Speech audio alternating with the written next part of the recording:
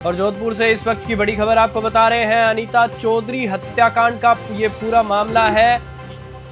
परिवार की मांगों पर सहमति बनने के बाद धरना है वो समाप्त किया गया है। ये बड़ी खबर आपको बता रहे हैं। संविदा पर नौकरी, सीबीआई जांच, सरकार व सर्व समाज मिलकर 51 लाख रुपए देंगे। ये बड़ी अपडेट आपको बता रहे हैं। संभाग स्तर की एक कमेटी करेगी पूरे मामले की जांच। कोई दोषी है तो उनके खिलाफ जांच के बाद होगी कार्रवाई। ये बड़ी खबर आपको बता रहे हैं। जोधपुर से धरना समाप्त होने के बाद शव का अंतिम संस्कार करने पर बनी सहमति।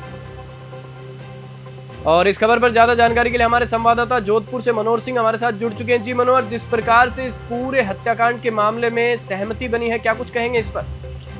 देखिए अनिल, बिल्कुल निश्चित तौर पर जिस तरह से अनिता हत्याकांड हुआ और पिछले 20 दिन से जो धरना प्रदर्शन चल रहा था, उसके बाद जैसे आरएलपी सुप्रीमो हनुमान बेनीवाल की एंट्री होती है और आज निश्चित तौर पर सरकार के साथ में कहीं न कहीं जो समझौता हुआ है, जो सरकार ने इनकी मांगे थी वो मान ली है। 51 लाख रुपए जो है परिवार को एक सहायता के रूप में परिवार, सरकार और समाज के कुछ चुनिंदा लोग मिलकर इसको सहायता राशि दी जाएगी।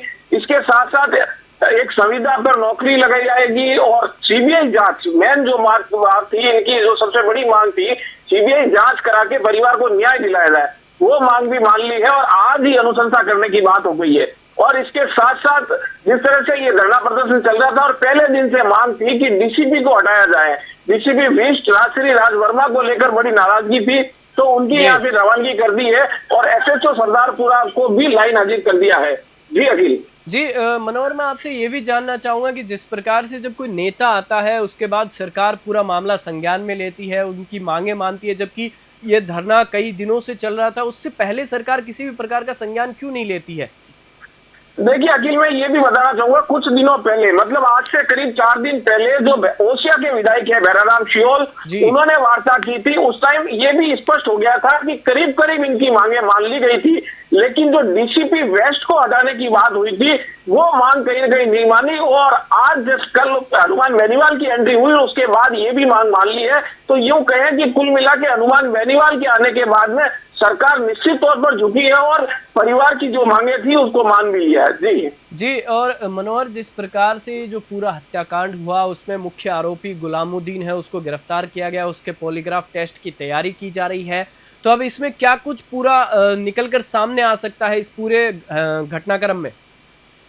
देखिए अखिल, निश्चित तौर पर अभी तक जो पुलिस इन्वेस्टिगेशन कर रही थी उसके अंदर पुलिस का तो स्पष्ट कहना था कि लूट का मामला है और गुलामुद्दीन ने ये हत्या की है। लेकिन अब जब सीबीआई के पास मामला यदि चला जाएगा तो हो सकता है जिस तरह के इन परिवारजनों के और जो धरना दे रहे थे और नेताओं के जो कहना है कि कहीं न कहीं कई सफेद पोश और बड़े लोग इसमें हो सकते हैं, तो वो सारी चीजें अब सीबीआई के पास जाने के बाद में क्या मामला होता है ये आने वाले समय में पता लगेगा। लेकिन अभी तक की जो पुलिस की जो कहानी थी वो लूट की वारदात को बताया गया है और अभी भी पुलिस उसी पर अड़ी हुई है।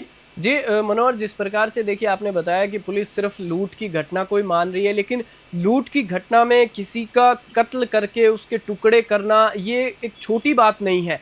इसमें कहीं ना कहीं अगर सफेद पोश की भी बात की जाए तो कहीं ना कहीं बड़े नाम निकलकर सामने आ सकते हैं अगर सीबीआई जांच होती है तो।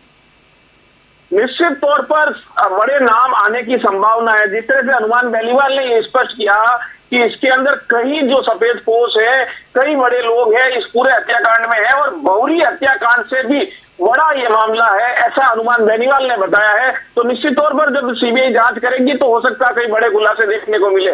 जी और मनोहर, मेरा आपसे एक आखिरी सवाल और है। जिस प्रकार से आज परिवार की मांगे मानने के बाद सर्वसम्मति से शव का अंतिम संस्कार के लिए भी सहमति बन चुकी है, लेकिन अगर सरकार जो इनकी मांगे मानी है और अगर उस पर कार्रवाई नहीं होती और आगे सरकार संज्ञान नहीं लेती है टाइम रहते, तो क्या ये इस प्रकार का आंदोलन फिर से देखने को मिल सकता है जिस प्रकार से हम विजुअल में भीड़ देख पा रहे हैं? देखिए निश्चित तौर पर हनुमान बेनीवाल का स्पष्ट संकेत था कि सरकार जो है ये मांगे मान ली है। नहीं मानने का तो सवाल इसलिए नहीं उठता है कि बेनीवाल का स्पष्ट संदेश था और आज ही डीसीपी की रवानगी और ये चीजें तो आज की तारीख में इनको करने की है। और रही बात बॉडी की, अनीता चौधरी की जो बॉडी है उनका अंतिम संस्कार भी अभी सूर्यास्त से पहले हो जाएगा। और रही बात तो यदि सरकार 1% अपन मान लेते ऐसा नहीं हो तो हनुमान बेनीवाल की स्पष्ट चेतावनी है कि आने वाले दिनों में बड़ा आंदोलन देखने को मिलेगा।